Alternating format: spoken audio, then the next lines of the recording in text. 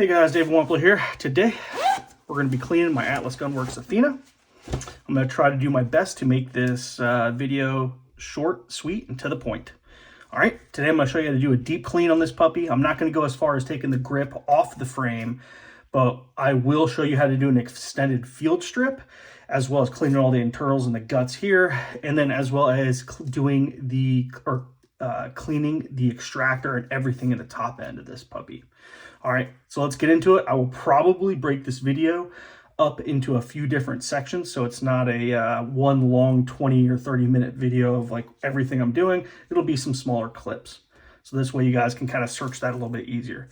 So let's get into it. First thing I'm gonna do, gun's clear and pretty dirty. I got probably about 1,200 rounds in this puppy since I've done a mid-clean, so to speak. I keep the thing relatively oiled up, and the rails and everything, I do quick field strips all the time, pretty much between practice sessions. But as far as a deeper clean to get inside of it a little bit more, it's been about 1,200 rounds. So let me go ahead, pull this puppy apart. I got this awesome tray that holds all my parts. All right, I'm gonna go ahead, I'm gonna set the grip off to the side. We will deal with that in a bit. But what I want to do is I'm going to talk about taking the extractor and then cleaning everything out inside the extractor tunnel and whatnot. So I'm going to go ahead, break this puppy down. I'll take the recoil spring and assembly out, take the barrel out. It's got this cool little barrel stand right there for that as well. So now we got this puppy kind of down into its before I've taken the back plate off and or the firing pin stop plate off. It's as basic as it is. It's pretty nasty. It's pretty gross right now. So I'm going to go through, get a paper towel, do a quick wipe down of it, get all this crap out, just get the bulk stuff. I don't go crazy picking at it just yet, just because I would rather do all that after I get the extractor out, because I will be kind of, there's no sense in cleaning the thing twice on the inside, because I'm going to push a bunch of crap out of the extractor tunnel when I take that puppy out. So let me get this just wiped down real quick. Real rough go. You'll see I got a little bit of just basically quick wipe down inside. All right, so let me go ahead. I'm going to show you real quick how I take my extractor out. It's really simple. I have a small, pretty narrow screwdriver here. What I'm going to do is I'm going to push down on the firing pin, and then I'm going to slip the firing pin stop plate out the rear of it. And you'll notice how I'll be able to kind of push the extractor out the back very simply. So let's get into it. I'm going to lightly push down the firing pin. I will place my hand over the top of the firing pin before I fully let the firing pin stop plate out, because it is under spring pressure from that firing pin. I don't want it to go flying. It's not a bad idea to wear some safety glasses here. Let me take my firing pin stop plate out. Here's my firing pin, and my extractor is still in there. All right. So at this time, I'm going to take a quick look. I'm going to see if there's any movement in the extractor, just to see how gummed up it might be. I can still see there's just a slight bit of play, so it's not that bad, but we're still going to go ahead and pull that puppy out. All right, so what I like to do is I'll flip it over, and I kind of hold it this special way, if I can get it kind of angled just right, to where I take this small flathead screwdriver, I just lightly press the firing pin to the breech face. Now that it's basically making connection with the breech face, I'm going to lightly press it back and in. I don't want to apply too much pressure, as I'm not trying to bend this thing excessively. I'm also not trying to mar up my breech face. You just want to have a little bit of finesse, and you're just going to slightly push it back, and now it's recessed in the actual, let's see if I can get it in the camera a little bit. It's actually recessed in the extractor tunnel. So now what I'm going to do is I'm going to come back here, and I'm just going to slightly push and pull on the extractor, and it's going to pop right on out. Pretty simple, pretty straightforward. You actually saw some material fall off of it, some of the carbon and whatnot. All right.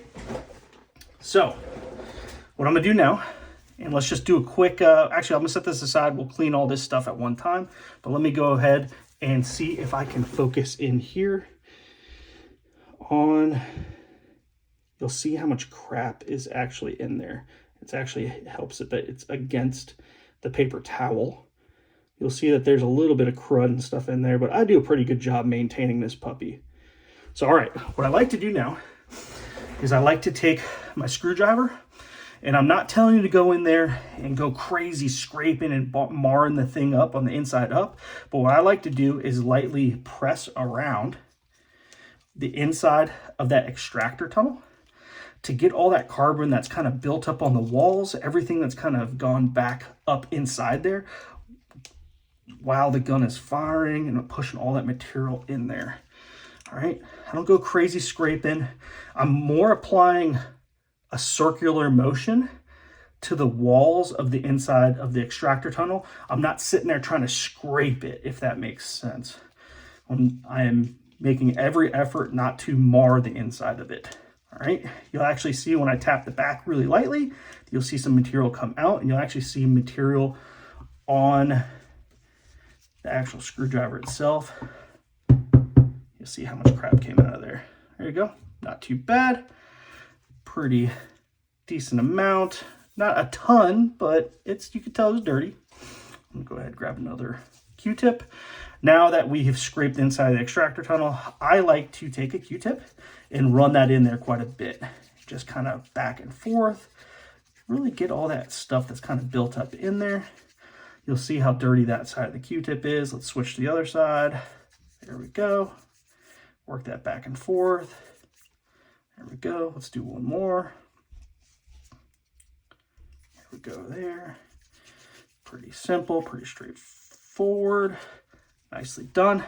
All right, so now that that's all this, you've gotten a lot of the crap out of the inside, what I'm going to do is I'm going to clean a little bit of the rails and a little bit of the, you'll see kind of where the ejector kind of rides the relief cut in there. I'm going to go ahead and take this, once again, blunted flathead screwdriver, just run it lightly on the inside, just get a little bit more of this carbon that's built up in there off.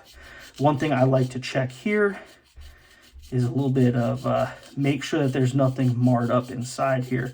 Just trying to get all this carbon that's kind of built in there, kind of caked up. Once again, not adding a ton of pressure, but just trying to get this crap out of there. All right. Go down through here. You'll see all this stuff that's coming out right now. Pretty simple, pretty straightforward, not going crazy. So now at this point, I'm going to take my Q-tip that's been used. I'm going to get the bulk of this stuff out of there. It's pretty, not a ton. It's not too bad. I keep up with this thing pretty decently. Okay, what I'm going to do real quick is I'm going to do the extractor tunnel one more time. Just make sure I didn't push anything in there. There we go there. Set that Q-tip aside.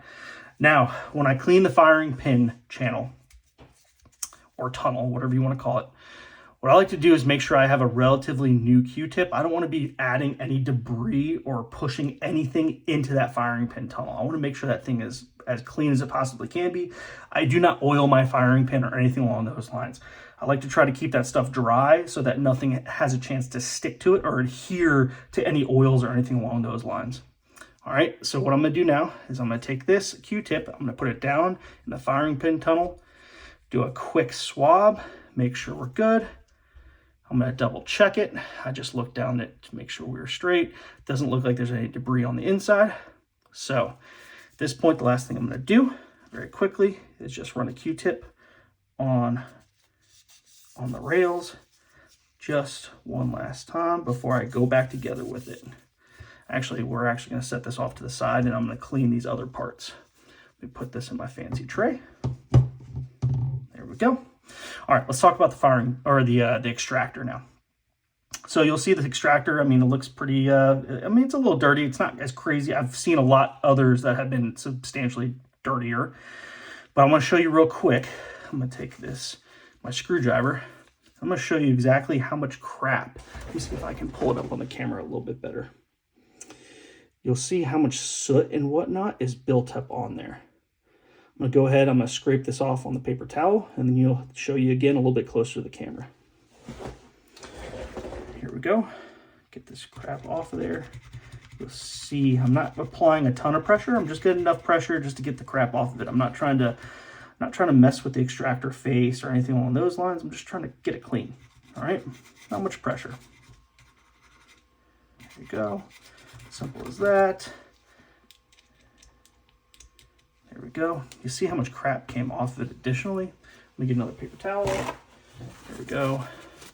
Now what I'm going to do is I'm going to rotate it and wipe it. And you'll see just how much cleaner this thing is now. What this is doing is basically allowing it to have an opportunity for the extractor to not get gummed up or stuff behind it.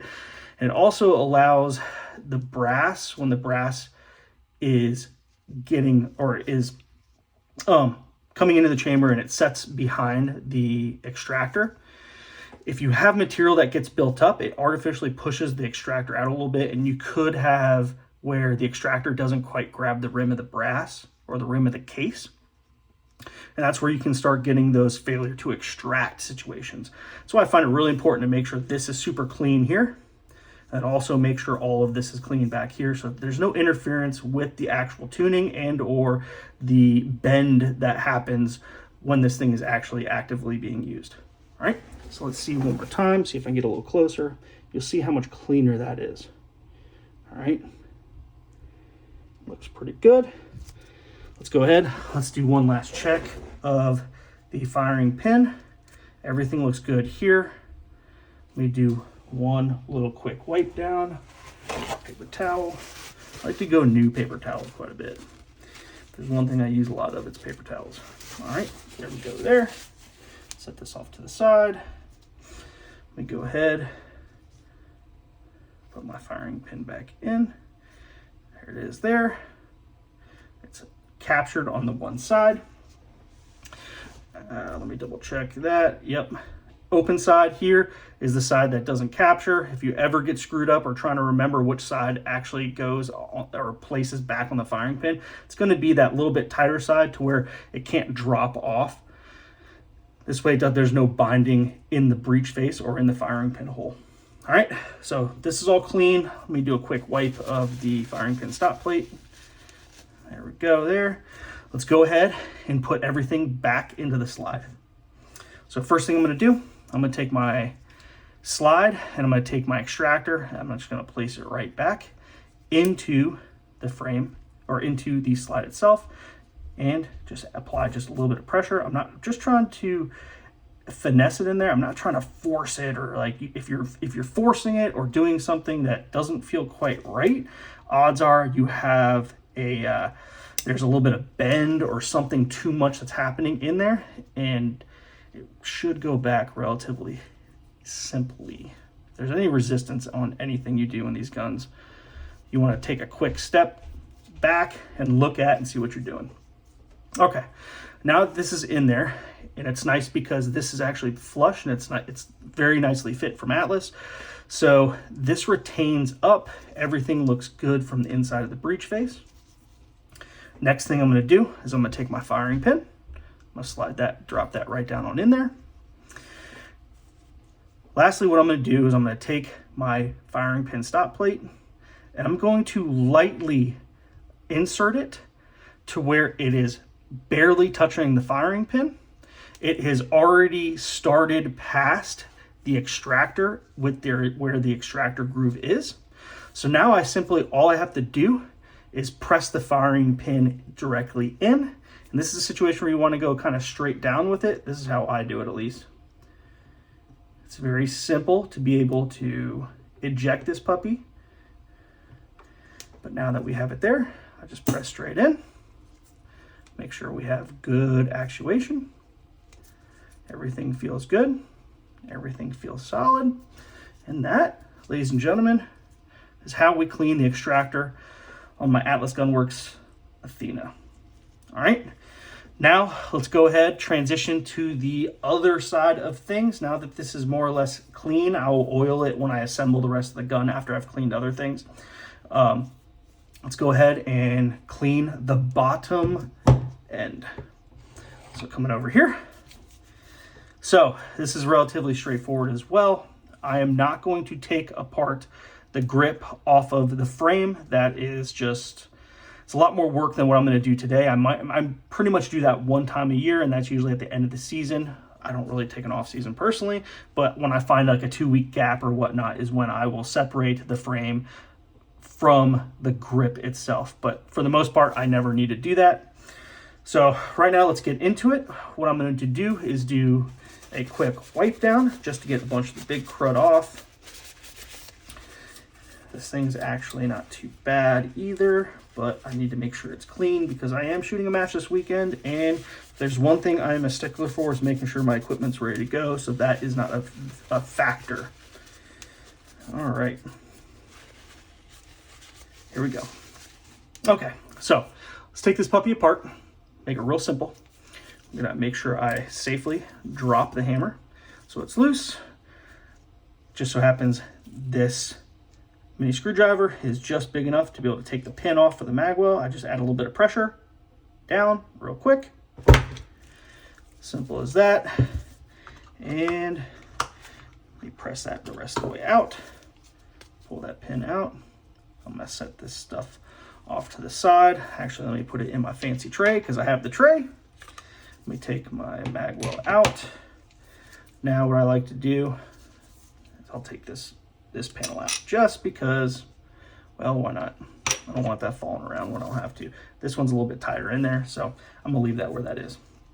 Okay, so let me take the mainspring housing out, set that in my fancy place. Now what I want to do is I'm going to start taking the guts apart. All right, so what I will do is I'm going to make sure this is wiped off just a little bit. Use some of my used paper towels. Come up, manipulate the safety just a little bit. The detent that, or the detent that holds or that actuates when you utilize the safeties is under spring pressure. So kind of make sure that you don't, when you do this portion, which is finessing your safeties up to take your safeties out, make sure you don't go too far and go easy with it when you take it out, because this thing will shoot across the room, and I captured it, so it's good to go. I've gotten pretty used to doing this, so it goes pretty quickly. Let me go ahead. I'm going to set these up here because these are going to get wiped down quite a bit. Next thing I'm going to do, I'm going to take that, pull the pins out. There's the hammer. There's the there's the hammer, or the sear spring. Let me go ahead and get the sear and disco out. Make this real simple. Come on, guys, why we jammed in there? Oh, we gotta take the last pin out. That's right. Boom. Here we go. Here is your sear and disco pin. Now it's gonna pop out. There we go. Sear and disco. So, all right, now at this point, what I'm gonna do is I'm gonna take a quick moment. Actually, let me pull this out too, just so that there's no reason to clean this so it doesn't. There we go. Pull these puppies out, set that off to the side. I'll wipe that down here shortly. All right, now what I'm gonna do is I'm gonna take a new piece of paper towel, and I'm gonna go crazy wiping this puppy down. Get down the inside. You'll notice, like, once again, I'm not taking this grip off of the frame. At this point in the season, I am not looking to do all of that. It's pretty easy to do though. Just gotta make sure you take the Allen keys here and take the grip screws off, and everything pops right apart. Pretty simple, pretty straightforward. All right, let me give this thing a whole wipe down on the inside. Come down through here. There we go there. Wipe the inside here. Really get inside. I want to get that trigger bow just wiped down. I'm going to come up to the bottom of the grip too. Get some of this crap that's up in there, that's built up. Not really too bad. Pretty simple, pretty easy. All right. So she's looking pretty good. Now let's start swabbing stuff down with the Q-tip. I like to get inside here. A lot of stuff builds up on the inside. All right, there we go. Looking good there. Man, there's a lot of crap coming off of there. All right. Next thing I'm going to do is I'm going to start working on the back end here. So I'm going to clean where the disconnector kind of rides up. You'll see how much crap comes out of that little hole. Get that nice and clean. Come down through here. Get where all the pins ride. Small pin spot. Come down through there.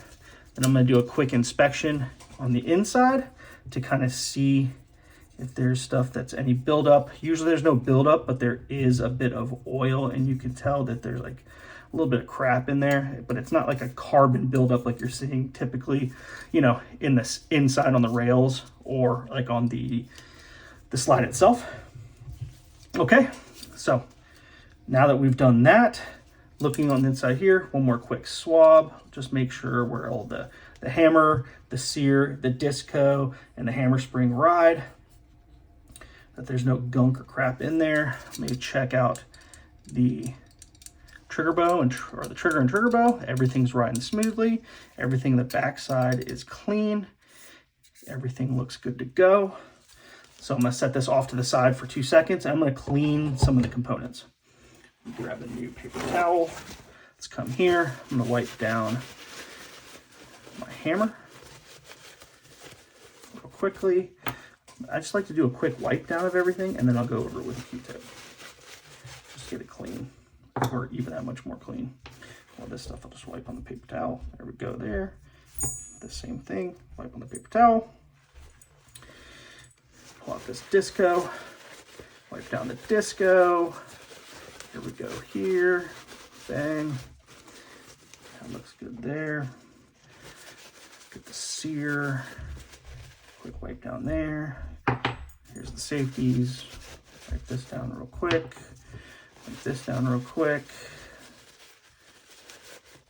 There we go. Check the sear spring out. I don't go crazy. I wipe the sear spring down, but I don't try to bend it. Try not to do any inputs on this because this will affect kind of the tuning a tick. So don't go crazy messing around or bending on this stuff if you don't have to. There we go. And we'll wipe that down on the paper towel there. Okay, fantastic. Let me run a quick Q-tip over some of these parts on the inside. I'd like to make sure where the connections are, that those are clean. There we go there. I make sure the inside for the disco is clean there. And I like to make sure the back of this is clean. It rides. Come in here on the back strap. That's clean there. Come inside here where everything rides. There we go. That's good there. Come in into here. There we go. Easy and peasy. Let me get one new Q-tip to kind of mess with the sear. Here we go. Inside there. Check the holes where it rides, the pin rides. Make sure everything's looking good. Clean right there, that little shelf. And we're looking square. All right, awesome. So now let's go ahead and let's go back with it. It's pretty simple, pretty straightforward. First thing I like to do is match up my sear and disco, because that's going to go in first.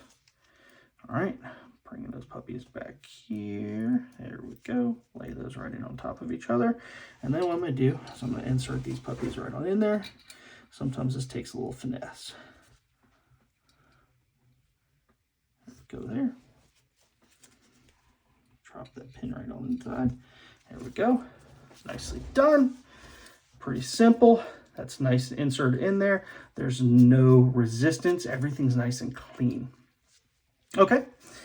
Next thing I like to do here is I like to put my hammer inside. I like to put that where that's lined up. Put my pin back in. That's ready to rock and roll. Next thing I'm going to do up here is come inside, lay my sear spring on the inside. Then what I like to do is I'll come over here to the mainspring housing, and I'll start just simply letting that ride up just a tick. All right. Next thing I'm going to do is I'm going to let that puppy come down just a hair. Come on. Let me actuate this real quick fully. And you'll actually be able to see, let's see if I can get this just right, where that slides right up inside. Catch it. There we go. And you'll see actually this little, the actual, the plunger that's connected to the hammer. It is, the mainspring housing is actually fully up and inside, and it's lined up with the magwell retaining pin. This has just a little bit of movement, so it's actually nicely, perfectly aligned inside, so it's not offside or off center of the mainspring or firing pin spring, whatever you want to, not firing pin spring, mainspring or hammer spring plunger that comes down inside the mainspring housing. So we are looking good there. All right, next thing I'm going to do, make sure these pins are in flush. I like to take my back strap and just easily set that on inside. That pushes and applies right in there. There we go. Nice and easy. At this point, it's actually real simple. I like to take my magwell, because everything's retained, take my grip panel, put that back up in there. Make this process really easily before we end up doing the extra stuff. Let me get my pin, come in here. There we go. Simple. I'll take my screwdriver. There we go. Push it right on in. Actually doesn't take much finesse. Here we go. She's locked in there. Now next thing I'm going to do is I'm going to put my safeties in. Real simple. I'm going to take the right hand side, slide that in, put that in. Let me make sure I put my detent back in, or my safety retention. Small side in first. There we go here. Next thing I'm going to do is I'm going to put this side of the safety inside for the back strap. I'm going to line these up. I'm going to take my screwdriver in here, make sure it's somewhat cleaned off. And I'm going to make sure these are kind of, the safeties are more or less lined up, and you'll see I'll push that plunger back in, and the safeties will be able to go right in. Oh. Let's do it one more time. Oh, I got to bring the hammer back actually. There we go. And we're good to go. Yeah, the hammer has to be back before you put these, before these seat in. So now everything looks good. Let me do a quick function test to make sure everything's straight. Everything seems to be doing there. I don't like to let the hammer fall on the frame itself, so make sure you're catching it every time. One thing I will do is I will press down on the disco and I'll pull the trigger, and this is clearing and making sure that everything is working the way it should. Now what's interesting now is notice how my disconnector sits down just a little bit, and when I pull the trigger, it now sets up. I can do the same thing where it pushes down and now it's springing back up. Go figure. One reason that will do that is because it's riding against, the disco is riding against the back of the trigger bow. And I'm going to show you an oil point that a lot of people don't know about, or a lot of people kind of overlook, and that's going to be one of the reasons why we get a lot of issues with the hammer catching on the half cock, or people just think of like hammer follow type of deal. And that's because the disco gets dirty, especially right where it makes contact with the trigger bow, and it kind of holds this up, which is basically what just happened, because it has not been oiled yet. So it's still, I mean, it's got some spring pressure now, but it actually just got stuck there one time. So what we'll do is we'll get some oil on that, and this puppy's going to run fantastic. So let's go ahead at this point. Oh, let me go ahead. Let me set this off to the side. I'm going to put the hammer down on it. Now that this is done and cleaned, not oiled yet, we'll do that when we fully assemble. Let me go ahead and wipe down the barrel real fast. So let me get the barrel from our fancy barrel holder. What I'm going to do is I'm going to take a paper towel. This is pretty simple, pretty straightforward. Don't run anything down through the barrel on this. Atlas does not recommend running anything, whether it's bore snakes or anything down through here. The best way to clean this puppy is to simply just run a few jacketed rounds.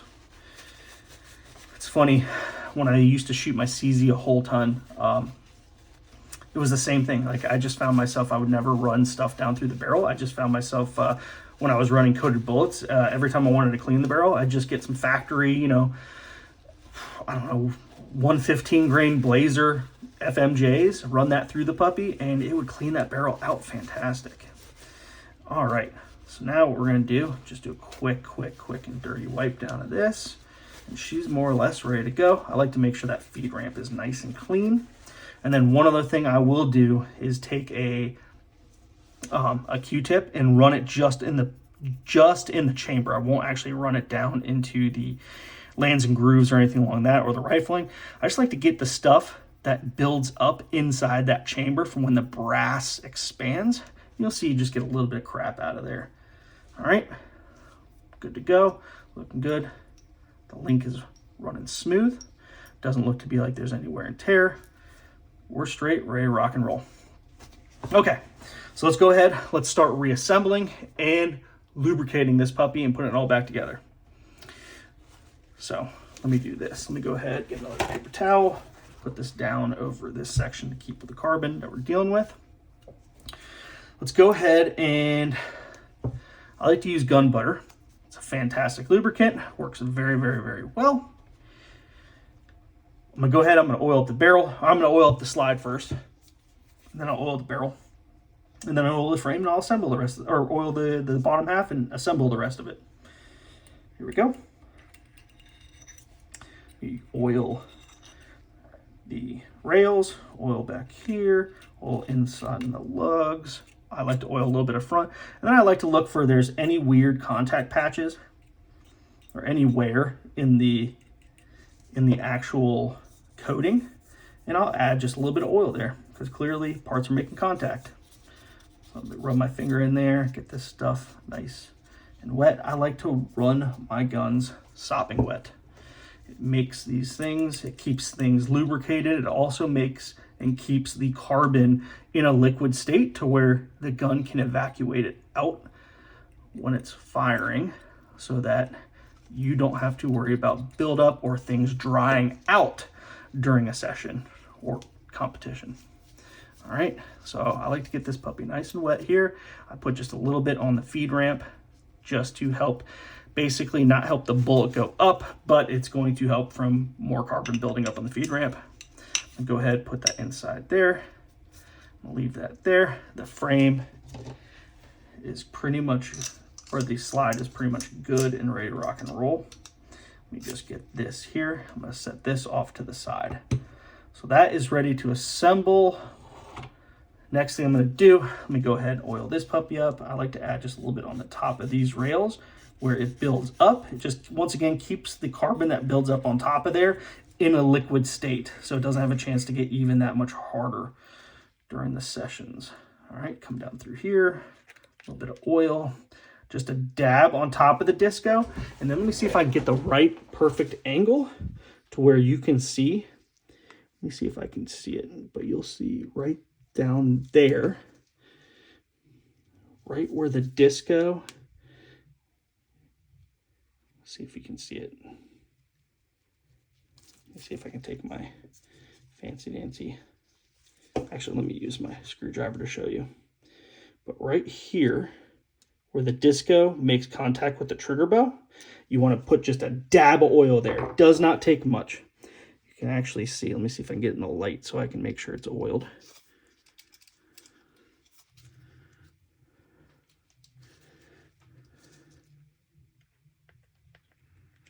Yep, here we go. Oh yeah, plenty of oil. Actually, there might be a little too much in there. So let me go ahead and just take a dab just to soak a little bit of it up. It doesn't take much. Yeah, you see how much was on the Q-tip. Okay, now that's done and that is oiled. Everything in the rails, everything looks good there. What I'm gonna go do is I'm gonna bring that back. Let's go ahead and assemble this puppy. Oh, before I forget, one last thing I like to do. Wipe down your slide release and or thumb rest. This thing is awesome. What I'm gonna do now, as everything's all nice and greasy and oily. I'll do a quick wipe down once we're done officially. Let me go ahead, assemble this puppy right back. Bring it all back together. Make sure everything lines up. I will also add just a little dab here on the bar for the slide release and or thumb rest, just because there is a bit of wear and riding on that bar right there. So I want to make sure that is lubricated. Once again, anything that's got markings on it that looks like stuff's been riding and or making contact, I like to make sure it has lubricant. All right, so now the gun is more or less assembled, ready to rock and roll. I'm going to do a quick and a little bit more aggressive wipe down to get all the excess oil that's off from my hands, from my gloves, everything. It's actually fun. You'll find that the gun kind of soaks in the oil after you've left it for a night. So next thing I'm going to do, come back through here, put all this stuff over there, get a bunch of good racks in. Trying to displace that oil to make sure it's getting all to the places it needs to be. The more of this I do, I like to rack it a whole bunch, mainly to get all the oil off the back of the rails, so that, let's say, if you just oil it and like rack it a couple times and then throw it in the range bag, odds are that first stage of the match, you're going to fire the gun and there's going to be enough oil on the back here that will come into your eyes and or your glasses and kind of can be a little bit distracting or get in your mouth. Last thing you want is that. One thing I will say, and this one thing I check pretty frequently as well, is once I'm done assembling, and I do this actually before every session, is I check all my screws. All right. This is just one of those things that makes a pretty good habit of doing, so that we're not introducing possible issues with uneven, or I don't say uneven wear, but let's say wallowing out holes or anything like that due to loose grip screws, loose trigger guard screws, and or like loose optic screws. So one thing I like to check is make sure that these screws are tight. I just kind of simply go in here. It's really easy to be able to tell if they're loose or if they're tight. Just a simple check like that has actually been really effective for me. All these screws have been Loctite. I check them on the regular, so I know they're good. I come up here to make sure my optic screws are straight. I have witness marks on those, so those haven't gone anywhere. I check those regularly as well. I had a witness mark here, but I'm doing a little bit of occlusion training now for my dot. So that is actually right exactly where I left it for the battery tray. So that's ready to rock and roll there. Looks to me like we're ready to go and clean and ready for the match this weekend. All right, guys, I appreciate you watching. Once again, I am going to probably break this video down into multiple sections just to make it a little bit easier to digest and to look up certain areas and to address a bunch of the questions I keep getting in regards to how I keep my guns clean and what I like to do as far as routine maintenance. Once again, this is a relatively quick and easy field strip and medium-ish clean that I do.